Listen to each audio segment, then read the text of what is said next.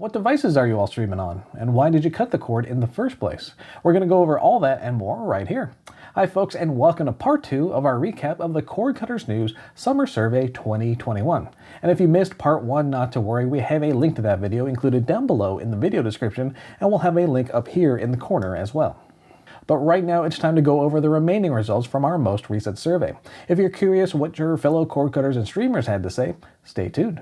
This is the Cord Cutters News Summer Survey 2021, Part 2. And if you'd like a quick rundown about what these surveys are all about, definitely check out Part 1, where Jess goes over some of the history of our Cord Cutters News surveys. But in short, it's a chance to see what everyone out there is up to, what they're streaming, how they're streaming, what content and services they're into, all sorts of interesting info. And it's also a great way to maybe expand your streaming horizons and see what other options might be worth checking out. So with that all being said, let's dive into part 2. And of course, that means calling on a special guest. All right, we're back with part 2. And of course, we couldn't do part 2 without Jess. So Jess, welcome back. Hi, thanks for having me back. I'm excited to jump into part 2 of the summer survey. Yeah, and like I've told our viewers already, this is part 2 of a 2-part series on our summer survey. And if they want to get more info about the history and why we do these kind of surveys, they can check out part 1, which again is linked down below. But let's get right into the second half of our questions. And that part kicks off with question number 6, actually. Which devices do you currently use to stream content? And this was another question where you could pick from different choices, because of course a lot of homes have multiple devices and platforms that they support. But perhaps unsurprisingly, Roku topped our list by a wide margin at 70.7%. Fire TV came in second at 38.8%, and then a lot of folks said they stream on their desktop or laptops at 27.5%. Following closely behind that, actually, was smart TV platforms, and then iOS and Android devices rounding out the category, at least as far as 20%ers go. And then farther down the list, we have Apple TV and then Chromecast. So, Jess, anything in that list come across as surprising to you? Not super surprising. I feel like this really lines up with what we have heard our readers talk about in the past. I am a little surprised to see Roku so far in the lead. That's a huge percentage of people who use a Roku. But I think it makes sense. I think that they are great devices and affordable, so a lot of people like them. Also, kind of surprised to see desktop and laptop so high up on the list. I just assumed that more people would like the bigger screen. But I will say that I am a laptop watcher too. I wonder how much of that is so many people working from home and just kind of having their streaming service, in a little window on the side of their work computer, just for fun. Not that we ever do that. We are very dedicated to our jobs and never watch TV while we work.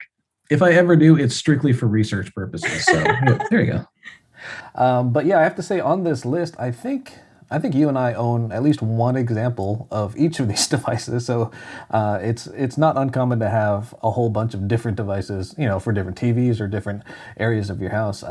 For me, I think we've talked about this before. Smart TV, it's convenient. It might not be the most high-performing device or platform that I own, but it is the most convenient. So Smart TV and then probably Roku are the top 2 devices I go to from day to day. How about you? Yeah, same. I have a Roku TV, so I guess smart TV with Roku built in. So a little column A, little column B.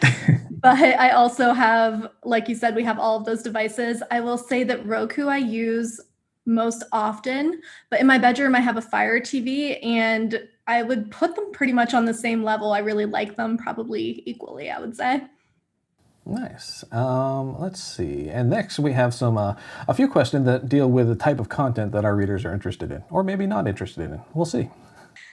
So first I wanted to ask you guys about your interest in the Olympics this year. And we know that last year things didn't pan out for the Olympics. So there was a lot of hype about them this year. So we just wanted to know if all of you were planning on watching. And I will say it was pretty equal among the 3 options of yes, no, or maybe I will watch the Olympics. 33.9% said yes. 36.9 said no, and then 29.2 said maybe. So we had a lot of undecideds. If you were one of those maybes, let us know in the comments whether you ended up watching any of the Olympics or not. But yeah, again, I'm not super surprised by this, just from judging by what our readers have told us already. But yeah, it looks like about a third in each category. Really couldn't be much more even. Yeah, that was funny making the pie chart for this because it was pretty well split between the three choices. I myself have probably started out as a maybe, just I wasn't sure. And then sure enough, I've watched a whole lot of Olympics coverage over the air, and I imagine you have as well. Yeah, I've been watching some. I will say nothing has been more frustrating than trying to figure out what events are happening when and where. And we do have a full schedule up over on Corketers News.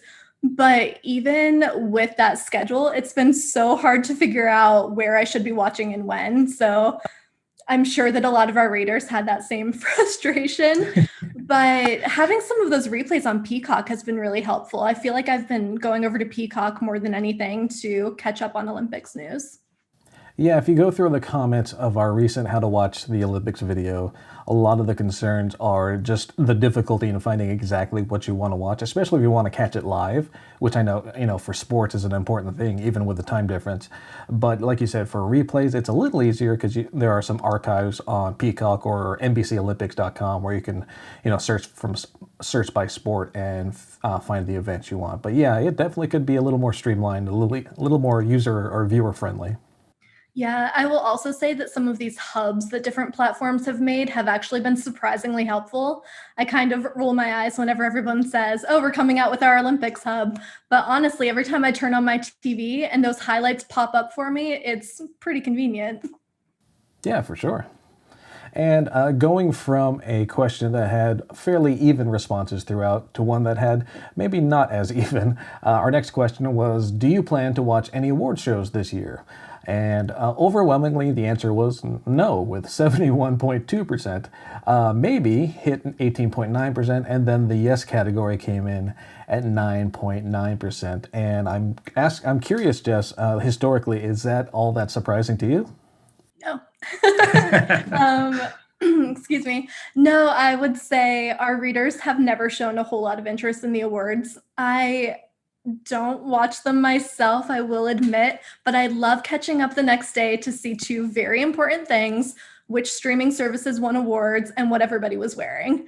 So I have a feeling some of our readers might be on the same page with just wanting the very summarized version of what happened at the awards. I know streaming services are racking up nominations left and right for these award shows, but I can understand why there's not a whole lot of interest. Those shows are just so long. Yeah, and it's not quite like live sports where I want to see the results as they happen. Like you said, I can wake up the next morning and just see a bullet list of who did what or who won what. And especially, yeah, with streaming doing more and more or having more and more of a presence at these award shows, it's been interesting to see how all that original content is faring. Yeah, for sure. Plus, I mean, the outfits. You forgot to mention the outfits. Oh, of course. All right, so let's get into a fan favorite among our readers, the NFL season. So we know that a lot of you guys love watching professional sports. So we asked if you are planning to watch NFL games this season, and 46% said yes, 37.9% said no, and then 16% of you, said maybe you will be watching some NFL games. Personally, I am very excited. Browns are looking great this season, so I will be watching NFL games. What about you, Philip? Definitely watching a lot of Seahawks games. And by the way, you can't see this yet, Jess, but the colors I've chosen for this particular pie chart are official Browns colors, just for you. Amazing, just so thank you. But yes, definitely going to catch a lot of NFL games this year.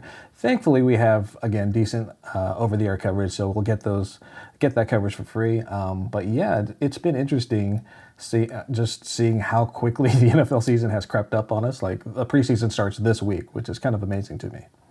Yeah, so there's a Hall of Fame game this week and then preseason games next week. And then we are in the full swing of the NFL season. And I am super excited to share some NFL news with everyone.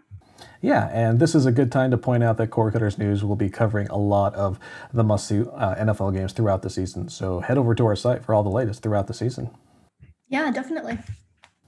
And then we get into a couple questions about what made you decide to cut the cord. So next question here is, what made you decide to cut the cord? And perhaps unsurprisingly, again, the cost of cable was the number one reason, with 86% of the vote.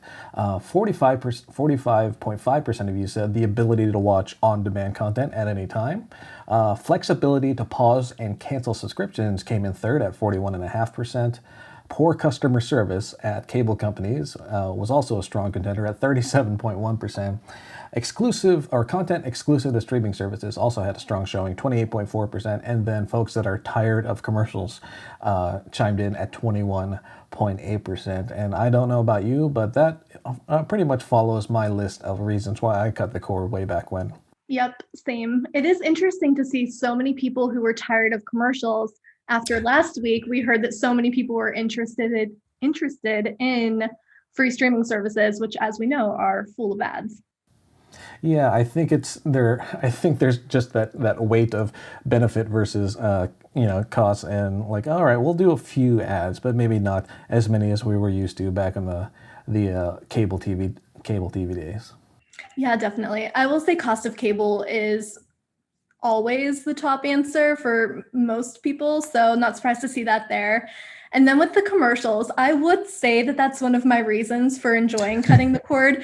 However, those of you who have been around a while, and especially in the past few months, we've been having so many conversations about my hatred for that Charmin Bear commercial.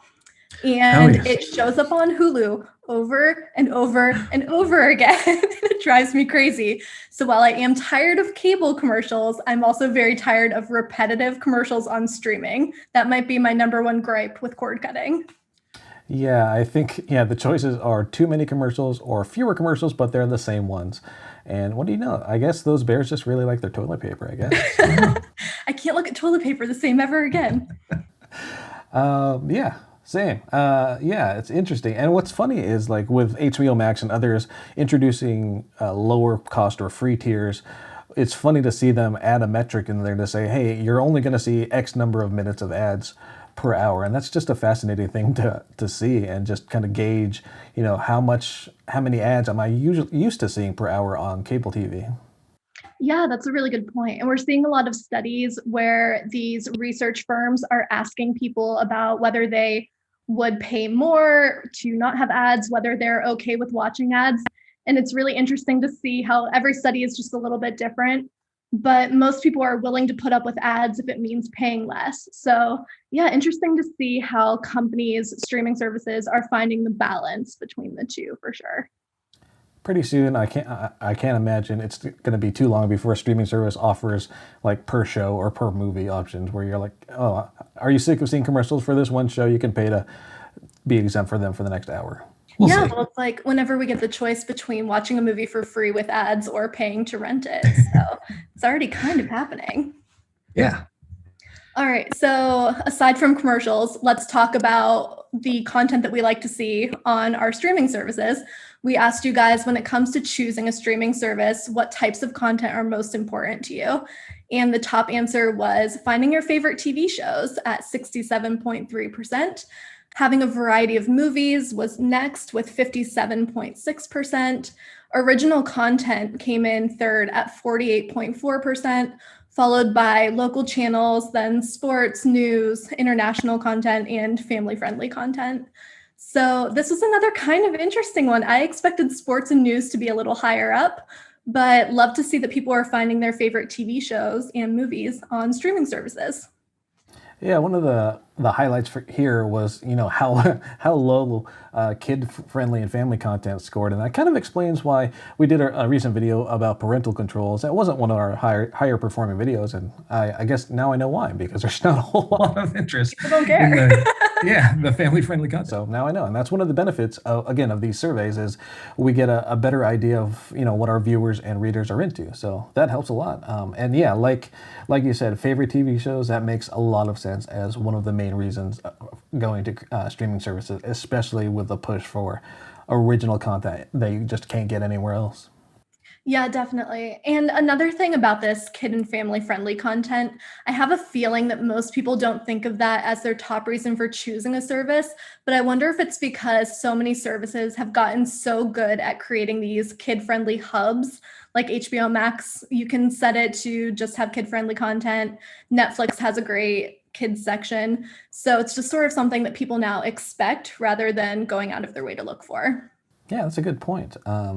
Yeah, I hadn't thought of that, but yeah, it makes a lot of sense. And I'm with you. I'm kind of surprised at how low sports and news did on this list. I would have ranked sports a little higher for myself, even if I'm just watching again Seahawks games. But still, that still ranks highly on my list.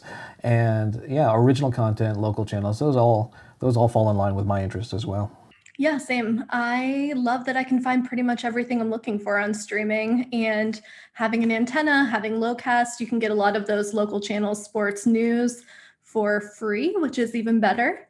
So, yeah, I would say this pretty much lines up with my viewing preferences too. Yeah, and so that actually wraps up the Summer Survey 2021. So I guess just any main takeaways from this round of survey? Not really. I will say you guys did not surprise me on this one. You answered pretty much the way that I expected with wanting to cut costs, find your favorite content, the kind of content that you're interested in. Not surprised to see sports ranking high and award shows ranking low.